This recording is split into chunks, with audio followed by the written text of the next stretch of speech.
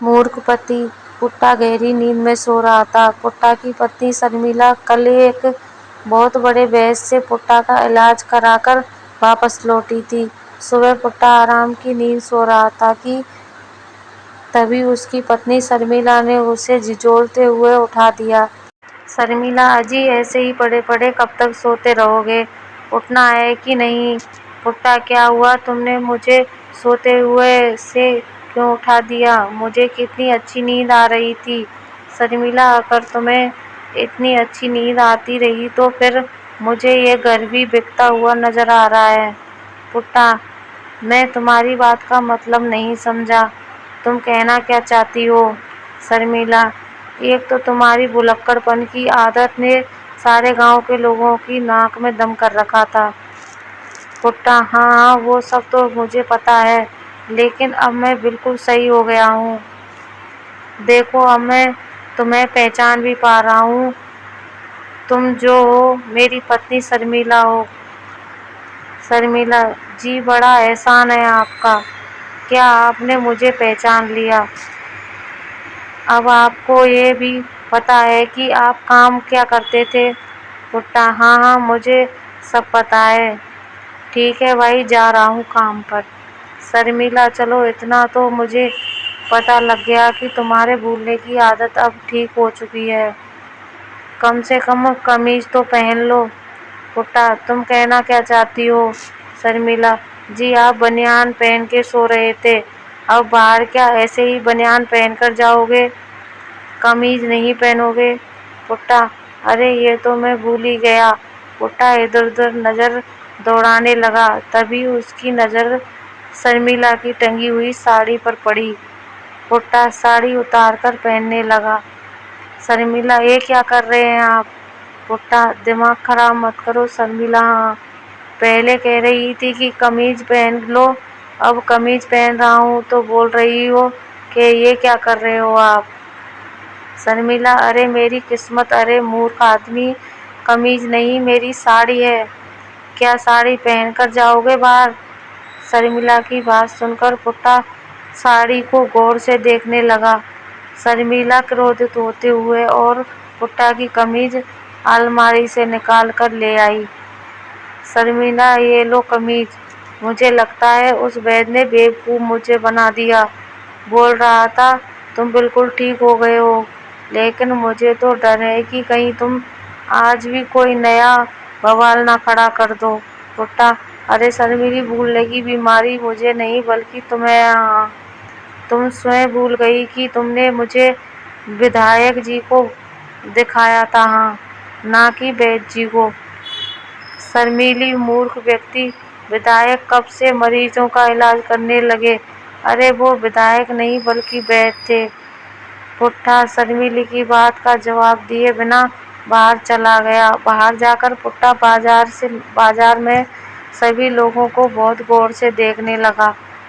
पुट्टा, मैंने अपनी पत्नी के सामने ये तो जाहिर नहीं किया, लेकिन सच तो यह है कि मैं भी भूल गया हूँ कि मैं काम कौन सा करता था। पता है मेरी पत्नी सही कह रही थी, उस वैद्य ने मुझे और मेरी पत्नी को मूर्ख बनाया है। नहीं नहीं, अगर ऐसा होता तो फिर मुझे याद कैसे रहता कि मेरा इलाज उस वैद्य ने किया है। मैं तो सब कुछ भूल जाता हूँ। मुझे तो सब कुछ याद है, मगर सच तो यह था कि पुट्टा का भुलक्कड़पन पूरी तरह से सही नहीं हुआ था। पुट्टा सुबह से लेकर शाम तक बाजार में ही बैठा रहा। पुट्टा, चलो भाई घर चलते हैं, आज इतने दिनों बाद काम करके शरीर में जो थकान सी होने लगी है, घर पर जाकर आराम से खर्राटे लेकर सोते हैं। इतना कहकर पुट्टा सीधा मुखिया के घर के अंदर घुस गया। पुट्टा को अपने घर के अंदर इस तरह घुसता देख मुखिया की पत्नी हैरान होती हुई बोली, अरे पुट्टा, तुम मेरे घर में कैसे घुस आए, वो भी बगैर दरवाजा खटखटाए? पुट्टा, अरे ये क्या शर्मिला, जब मैं सुबह काम पर गया था तब तो तुम अच्छी खासी जवान थी, अचानक से तुम्हारा चेहरा मुझे किसी बूढ़ी औरत के जैसा क्यों लग रहा है? तुम्हारे चेहरा तो बिल्कुल मुरझाया हुआ नाशपाती की जैसा हो गया है। मुखिया की पत्नी, अरे नाश पीटे, कुछ लाज शर्म है कि नहीं? मैं तेरी पत्नी नहीं हूँ। पुट्टा देखो नाशपाती, मजाक बहुत हो गया। तुम ही मेरी पत्नी हो समझी, मुखिया की पत्नी। नाशपाती कौन है नाशपाती? पुट्टा, अरे मेरी पत्नी है नाशपाती। अरे यही नाम था ना उसका। मुखिया की पत्नी, अरे करम जले, कुछ देर पहले तो तुझे अपनी पत्नी का नाम याद था, क्या तू वो भी भूल गया? पुट्टा, अगर तुम मेरी पत्नी नहीं हो तो फिर तुम कौन हो? मुखिया की पत्नी, अरे मुस्टंडे, मैं तेरी पत्नी नहीं बल्कि मुखिया की पत्नी हूँ। अगर मेरे पति को भनक लग गई तेरा मार मार के बुरा हाल कर देंगे। मुखिया की पत्नी ने इतना कहा ही था, तभी पुट्टा ने एक जोरदार थप्पड़ मुखिया की पत्नी के गाल पर जड़ दिया। पुट्टा, मूर्ख औरत, बार बार मुझसे कहती है कि मैं भुलक्कड़ हूँ। मुझे सब याद आ गया। मैं जो है इस गांव का मुखिया हूँ और तुम मेरी पत्नी अमिया हो। मुखिया की पत्नी, ये क्या बकवास कर रहे हो तुम? अरे तुम कब से गांव के मुखिया हो गए और मेरा नाम अमिया कब से हो गया? अरे करमजले, कितने नाम बदलेगा अपनी पत्नी के? पुट्टा, चलो झगड़ा बंद करो और जल्दी से मेरे लिए खाना लगाओ। मुझे बहुत तेजी से भूख लग रही है और तुम जानती हो जब मुझे भूख लगती है तब मुझे गुस्सा बहुत ज़्यादा आता है, बता रहा हूँ। तभी वहाँ मुखिया आ गया और पुट्टा को देखकर बुरी तरह चौंक गया। मुखिया, अरे तू यहाँ क्या कर रहा है रे? पुट्टा, मेरे ही घर में आकर पूछ रहा है कि मैं क्या कर रहा हूँ अपने घर पर। कौन है तू? मुखिया, अरे लगता है इस भुलक्कड़ को फिर से भूलने का दौरा पड़ गया है।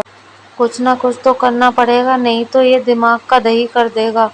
इतना बोलकर मुखिया पुट्टा से बोला, मुखिया आप कौन हैं? पुट्टा, मैं तो इस गांव का मुखिया हूँ और ये मेरी पत्नी है जो रसभरी। मुखिया की पत्नी, अरे करमजले, कुछ देर पहले तो नाशपाती बोल रहा था मुझे, फिर अमिया बोलने लगा और अब मुझे रसभरी बोल रहा है।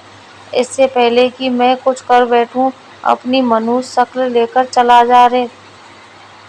मुखिया की पत्नी मुखिया की ओर देखकर बोली, मुखिया की पत्नी, और आप तो इससे ऐसे पूछ रहे हैं कौन है आप, जैसे कि आप इसे जानते ही नहीं। अरे इसे धक्के देकर बाहर क्यों नहीं निकालते? मुखिया, थोड़ा शांत रहो भाग्यवान, ये भुलक्कड़ है जो है फिर से भूल गया है कि ये कौन है। देखो गजनी बन गया है ये। मुखिया की पत्नी, उस गजनी को बाहर निकालो, नहीं तो कपड़े कूटने वाली पटगुनी से इस गजनी का कूट दूंगी मैं। मुखिया, ऐसा मत करना भाग्यवान, नहीं तो ये मर जाएगा और तुम जो है जेल चली जाओगी। मैं कुछ करता हूँ।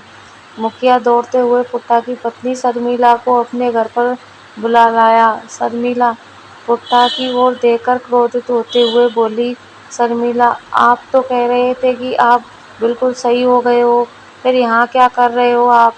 पुट्टा, तुम कौन हो? शर्मिली, अरे अपने दीदे फाड़ कर देखो, तुम्हारी पत्नी हूँ मैं। मुखिया की पत्नी, अरे शर्मिला, तुम इसे कैसे झेलती हो मुझे नहीं पता, लेकिन मैं भगवान की सौगंध खाकर कहती हूँ, अगर मेरा पति ऐसा होता ना तो मैं उसे जान से मार देती। शर्मिला, अब मैं आपको क्या बताऊँ कैसे बर्दाश्त करती हूँ इन्हें। इतना कहते कहते शर्मिला ने एक जोरदार मुक्का मारा। अरे शर्मिली, तुम यहाँ पर क्या कर रही हो और मैं यहाँ पर कैसे आ गया?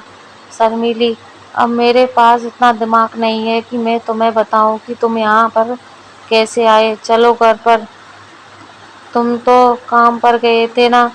मुखिया, अरे ये कोई काम पर नहीं गया था शर्मिली, बाजार में लोगों ने मुझे बताया कि सारा दिन बाजार के कोने में बैठकर कुछ बड़बड़ाता रहा और शाम के समय जो है अचानक लापता हो गया। मगर मुझे क्या पता था कि ये मेरे घर घर पर ही आकर मेरी पत्नी को अपनी पत्नी बताने लगेगा। अचानक पुट्टा बेहोश होकर गिर गया। मुखिया, अरे भाग्यवान, कहीं तुमने सच में इसके सर पर गुस्से में पटुगनी तो नहीं मार दी? मुखिया की पत्नी, अरे नहीं जी, मैं तो गुस्से में कह रही थी, वो मुझे क्या पता कि ये कैसे बेहोश हो गया। शर्मिली, ये जरूर उस वैद्य की दवाई का असर होगा। एक बार ये फिर से सही हो जाएं, इसके बाद मैं उससे सही से बात करूंगी। शर्मिली, मुखिया जी कृपया मेरी मदद कीजिए, इन्हें उठाकर घर तक तो ले चलिए।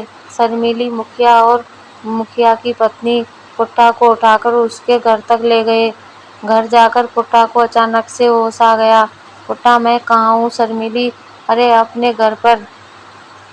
अचानक पुट्टा घर से बाहर निकल गया। शर्मिली, अजी कहाँ जा रहे हो आप? हे भगवान, कहीं ये फिर से जाकर कोई नया बखेड़ा ना खड़ा कर दे। शर्मिली, मुखिया जी आप जाकर देखिए ना कहाँ गए हैं।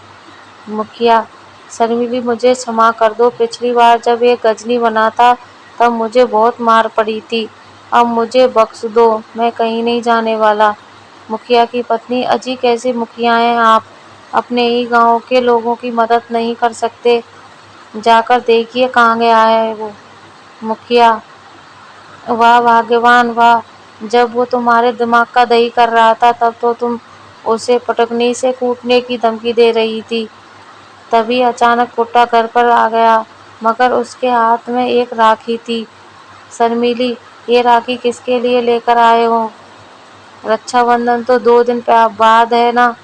पुट्टा, मैं जानता हूँ चंपा कि तुम मुझसे नाराज हो, लेकिन मुझसे इतना नाराज होने के बाद भी देखो तुम मुझसे मिलने चली आई। भला तुम्हें देखकर भी मैं राखी नहीं लाऊंगा? इतना कहकर पुट्टू अपनी तेजी से शर्मिला की कलाई पर राखी बांधने लगा। शर्मिला ने, क्या कर रहे हैं आप? कहीं पागल तो नहीं हो गए? मैं आपकी बहन चंपा नहीं बल्कि आपकी पत्नी शर्मिली हूँ। अपनी पत्नी को राखी बांधेंगे आप? पुट्टा, ये क्या बकवास कर रही हो चंपा? मेरी पत्नी को तो मरे हुए पूरे 10 वर्ष हो गए। शर्मिली ने पुट्टा को गुस्से में धक्का देते हुए कहा। शर्मिली, दिमाग तो सही है आपका, अरे आपकी बहन को मरे हुए पूरे 10 वर्ष हो चुके हैं, मैं अभी जिंदा हूँ। आपके पिताजी ने अपने जीवन में 2 ही गलतियाँ की थी, आपको और आपकी बहन को पैदा करके। आपकी बहन ने मरकर आपके पिताजी की गलती सुधार दी, लेकिन आप पता नहीं कौन सी मिट्टी के बने हो। जब तुम्हारी बहन जीवित थी तब उसका काम सिर्फ एक ही था और वो था मुझसे लड़ना। तभी अचानक वहाँ थानेदार गांव के व्यक्ति जग्गी के साथ आ धमका। मुखिया, अरे जग्गी तू यहाँ पर क्या कर रहा है? तेरी नाक से ये खून कैसे बह रहा है? मुखिया और थानेदार साहब, आप सब ठीक तो है? जग्गी, अरे क्या खाक ठीक होगा। मुखिया जी, आपका ये गजनी भुलक्कड़ जो है अभी कुछ देर पहले मेरी दुकान पर आ धमका और सबसे महंगी राखी उठाकर भागने लगा।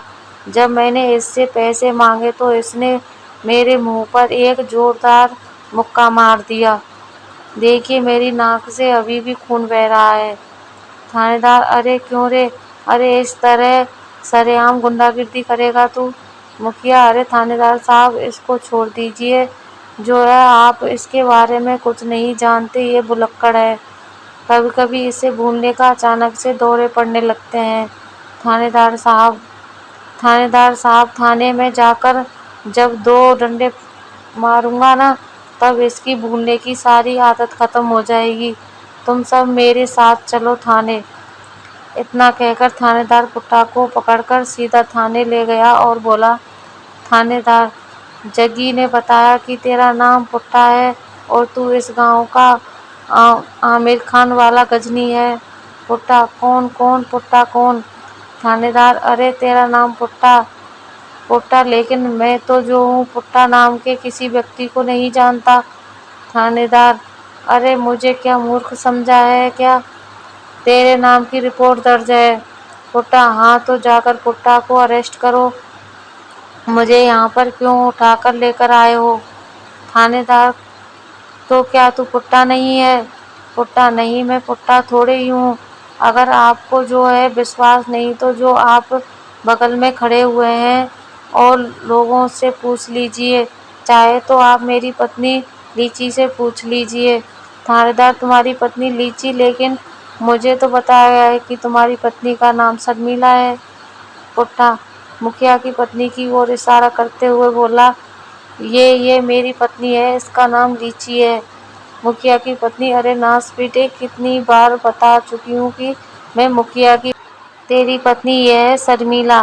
थानेदार मुखिया की ओर देखकर बोला। थानेदार, अजीब बात है, मैंने तो सुना था कि लीची फल का नाम है, तुम्हारी पत्नी का नाम वास्तव में लीची है क्या? मुखिया, थानेदार साहब, अगर कुछ देर आप इससे और बातचीत करेंगे तो आपका दिमाग का दही हो जाएगा, इसे छोड़ दीजिए। थानेदार, छोड़ तो जरूर दूंगा, लेकिन पूरी रात इसे हवालात में बंद करके। तभी पुट्टा अचानक से थानेदार की ओर गौर से देखने लगा। थानेदार, अरे ऐसे क्या देख रहा है वे? ऐसे देखकर मुझे डराना चाहता है।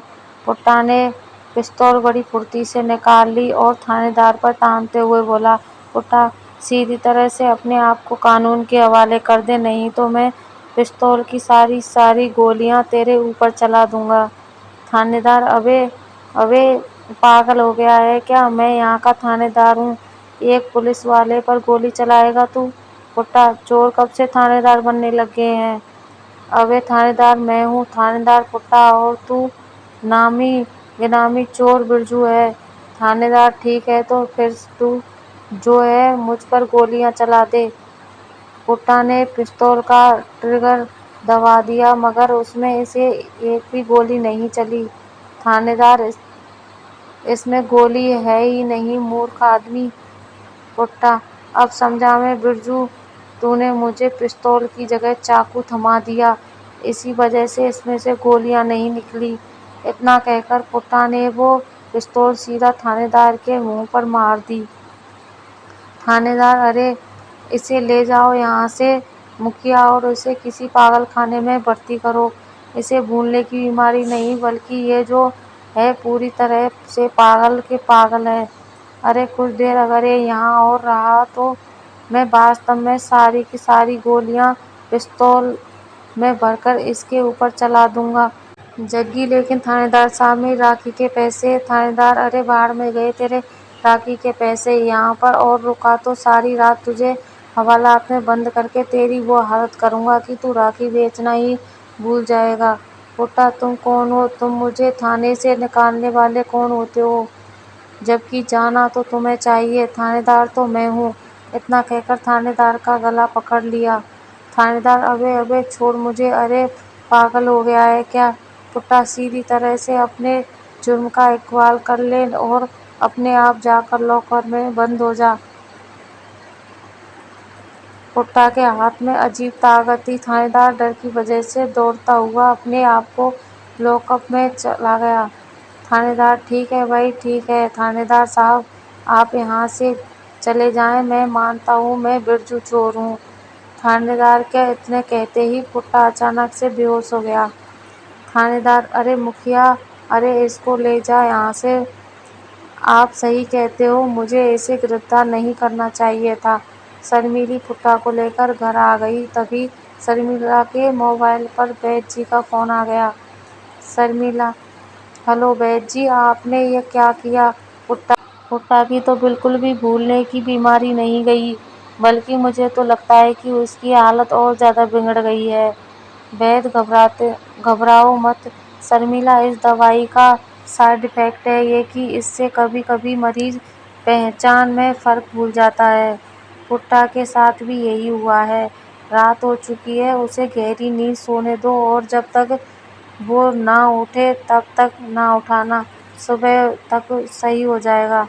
इतना कहकर फोन डिस्कनेक्ट हो गया। पुट्टा अगली दोपहर 12 बजे सोकर उठा और वो बिल्कुल सामान्य था, लेकिन कब तक कोई नहीं कह सकता। दोस्तों, ये फनी स्टोरी आपको कैसी लगी नीचे कमेंट में हमें ज़रूर बताएं।